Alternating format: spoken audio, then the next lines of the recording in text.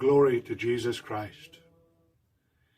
If we are to keep our balance in this admittedly unbalanced world, then we should strive every day to cultivate heart and mind and spirit after the pattern which is presented to us by our Lord through his church.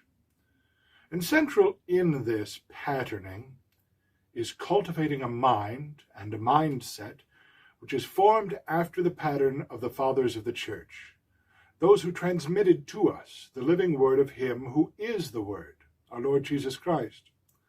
For the fathers were examples of how one receives the good news of the gospel, how one passes on this good news of the gospel, and above all, how one lives the good news of the gospel. If we are to be living sons and daughters of the church, the Immaculate Bride of Christ, then we too must have the mindset of the fathers. This is central to keeping our balance in this world. Now, of course, even among the fathers, there is a certain balance to be found. That is, in some things, of course, there is unanimous assent in regard to those things which are recorded in sacred scripture.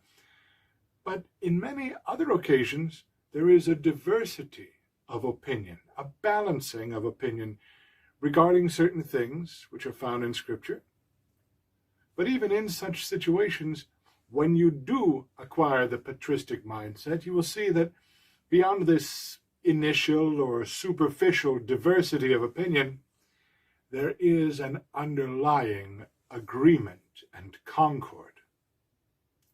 Consider today such a passage from sacred Scripture. We hear in the Holy Gospel our Lord speaking of Lazarus and the rich man. It's a fairly well-known passage. It's very evocative. We have the miserly rich man who always dressed in fine clothing and feasted sumptuously. And then we have the poor beggar, Lazarus, who sat at the gates of the rich man, receiving mercy only from the dogs who would come and lick his sores, giving him a little comfort thereby. And in time, of course, both the rich man and Lazarus died. Lazarus in soul is taken to Abraham's bosom, and the rich man in soul is cast into Hades. And then, as the Gospel tells us, the rich man, lifting up his eyes when he was in torments, he saw Abraham afar off and Lazarus in his bosom.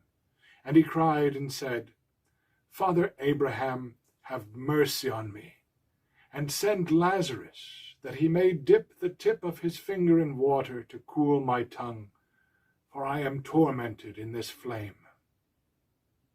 And Abraham said to him, Son, remember that thou didst receive good things in thy lifetime, and likewise Lazarus evil things. But now he is comforted, and thou art tormented. And besides all this, between us and you there is fixed a great chaos, so that they who would pass from hence to you cannot, nor from thence come hither.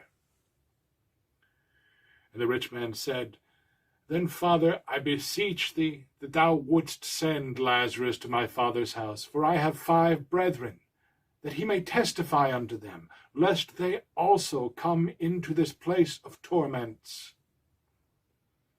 And Abraham said to him, They have Moses and the prophets. Let them hear them. But he said, No, Father Abraham, but if one went to them from the dead, they will do penance. And Abraham said to the rich man, If they hear not Moses and the prophets, neither will they believe if one rise again from the dead. This passage from the Gospel according to St. Luke is rich. It's very rich in lessons for us. It is, as it were, a theological and moral course in microcosm, brought all together in one. In it we see the immortality of the soul, both of the good and of the wicked. We see that what we do in this life is rewarded or punished in the next life. We see the justice of the judgment, and that evil which is sustained in this life is comforted in the next. We see that souls, even after the separation from the body, retain consciousness of themselves and of others and of their conditions. They even retain awareness of and solicitude for those who remain in this life, and they have a concern for their welfare. And this is only a very cursory listing of the lessons which we can learn from what our Lord says. There are countless other lessons. And it is precisely here that we can genuinely use and benefit from having a patristic mindset. For in all this, there is one thing about this passage that the fathers don't agree on, and that is whether there actually was, historically speaking, a certain rich man and a beggar named Lazarus, or whether this is another in the great anthology of the parables related by our Lord. And they are literary characters, after the fashion of the sower who went out to sow his seed, or the king who made the nuptial banquet. See here, there is a genuine diversity of opinion regarding this matter, regarding the historicity of Lazarus and the rich man. What there is complete agreement on, though, is that what our Lord said was true. It's a terrible, terrible disease of the modern mind to think that simply because something is parable or poetic or allegorical even, that it is therefore not true.